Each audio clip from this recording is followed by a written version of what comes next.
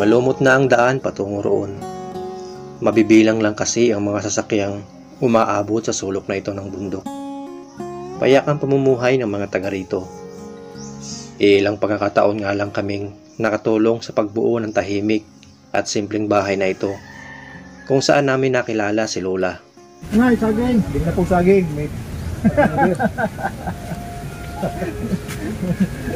Nasa-ala-ala, saging pa. Kahit kailan talaga, masayahin si Lola. Nagpapabigay po sa iyo para may pangbili ka daw po ngayong ano. Ayan, 3,000 po ito, Lola. Nagpapabigay po. Sino? Ayaw po magpakilala. Pero bigyan niya daw po yan sa iyo ngayon para mabili kayo. Pero ayaw niya po magpakilala. Maraming salamat po kay Sir. Napakabait po ninyo.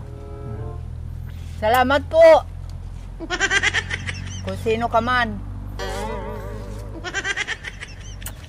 Salamat. Salamat. Ayan, maraming salamat, Sir. Sana marami pang magpadala kay Lola. Damihan mo, Lola, yung pasalamat para viral na naman ito.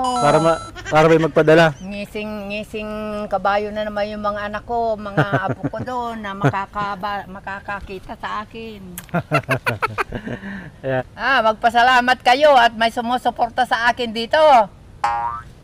Kahit hindi na kayo umuwi. Huwag naman, Lola. Wag naman. Namimiss nga pala ni Lola yung mga anak niya sa kapo. Sana daw ay umuwi dito. Yun, mga Wel. Samahan nyo kami.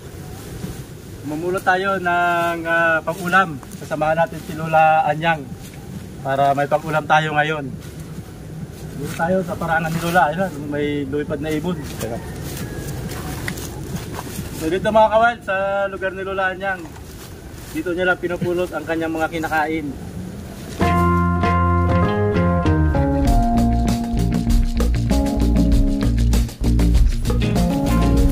Ano lang meron dyan?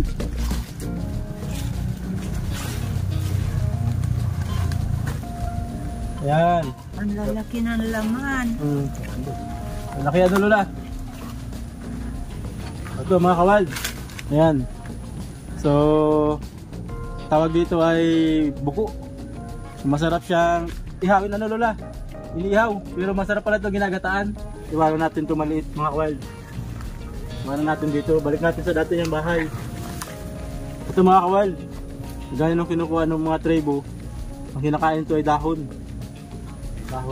Nakatira talaga siya sa mga punuan, mga puno. Kasi ang pagkain niya dahon. So yun mga kawal, ang buhay ni Lola. Ang pagkain niya madalas hinahanap niya sa gubat para makasurvive si Lola. Ano nga, mayroon pa dyan? Ayan, hawak po, ako na pumahawak. Yun. Ayan mga kawal.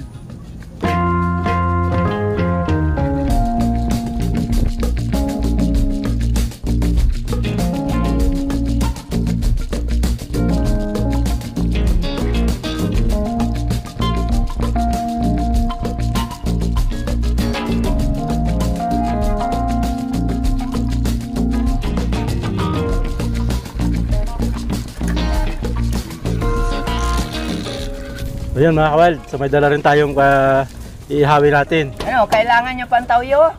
Di man, Lola, okay na po ito. Ayan. Meron na. Ayun. So, may dala rin man tayong iihawin. Asin. Asin? Asin. Yun ang wala, Lola. Sige po, pahiram, Lola. Talagang buto na lang mga kawal. So may dala tayong pork belly sana ito mga kawal, pero wala kami nabili. At yun, para mag-ihaw tayo dito kasama si Lola. Para hindi laging ang pagkain ay yung kung ano yung nahahanap ni Lola dito sa paligid. Kaso sana mapasarap natin to. Tingnan natin mga kawal. So baybayan niyo po kami. First time po namin to gagawin. Pero betsin, wala ako ha. Meron po, Lola. Ayan. Wala akong betsin.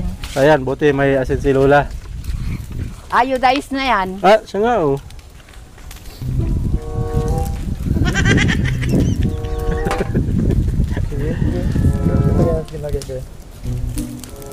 Ayos ba mga kawal? Ping, ping, ping, ping, ping. Yun. Ang wala ano?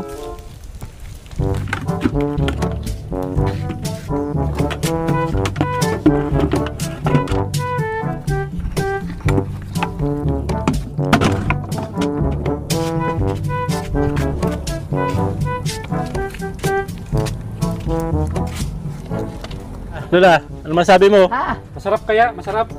Hindi ko alam. Kayo ang gumagawa eh. Siyempre, hindi kayo gagawa ng hindi masarap. Tama. Tama si Lola. Ayos talaga si Lola.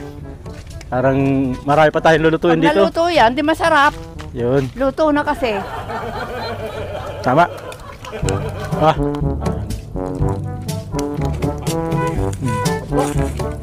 Sarap yan dati. Manliligaw po. Manliligaw. Kaya punta rito. Ha? Yun po ang manliligaw. Mario Joseph, kayo! Wala na yan. Huwag nyo nang banggit-banggit. Yung mga manliligaw na yan. Wala na yan. Nabubuisit lang ako pag narinig ko yan. Doon. Pinapainit mo naman ang ulo ni Lola. 47 ako ng mabiyuda. Hindi ko na yan pinansin, hindi ko na yan inintindi. Dalawa pa ang anak ko ang nag-aaral noon. Napatapos ko ng high school pareho. Nagsusulo lang ako. Kasi nga ang iniisip ko kung pipisan ako doon sa mga may asawa kong apo, anak, baka hindi kami magkasundo nung manugang. Kaya ayaw mo Lola pumunta sa kanila? Mahirap magkasundo ang biyanan at manugang.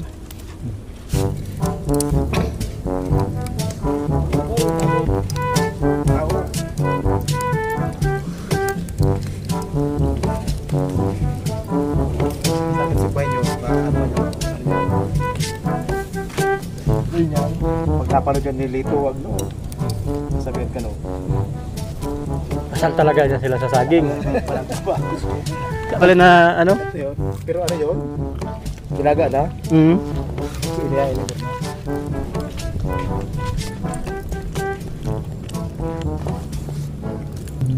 Boy.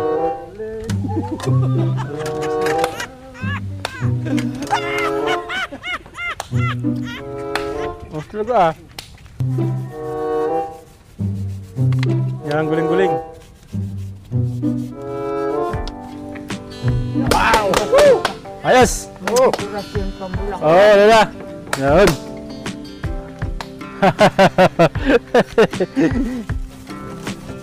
Okay, nakuha rin kaming kanin. Para dyan pala ito.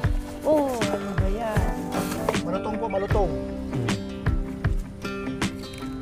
Oh. Sabi ng matigas eh, oh. Oh. Yun, oh. Crunchy. Crunchy. Sarap Lola ah. Parang lechon. Taba! Tabaang na ni Lola, oo nga ah. Yan, laki-laki. Nakakatikot ito. Ganito lang yung ayos, crunchy oh. Crunchy. Ako daw. Ayos. Malutong. Parang langgang na. Opa! Ay. Hop! Aba! Pero baka ay matigas na napunta kay Lola. Lola, luto. Luto kaya oh. Ano Lola, nabusog po kayo? Nabusog kayo dun sa niluto natin, masarap naman. Ha? Masarap naman yung niluto natin. Masarap at templado. Kala ko di masarap. Mga kabald, masarap daw at magluluto ulit tayo sa sunod, iba naman. Pag ako Ano naman Lola sa sunod? Ihawin ko lang yan, tapos ihiwain kong maliliit, ibababad ko lang sa kalamansi at tawyo. Tapos tutuhog-tuhogin. Hindi na, luto na nga yun eh, inihaw na. Hihiwa-hiwain ko na lang. Sa oo. tawyo at kalamansi, ganon ako mag-ihaw. Kala ko bababad mo muna bago mo ihawin. Ay, binabad ko na sa bibig.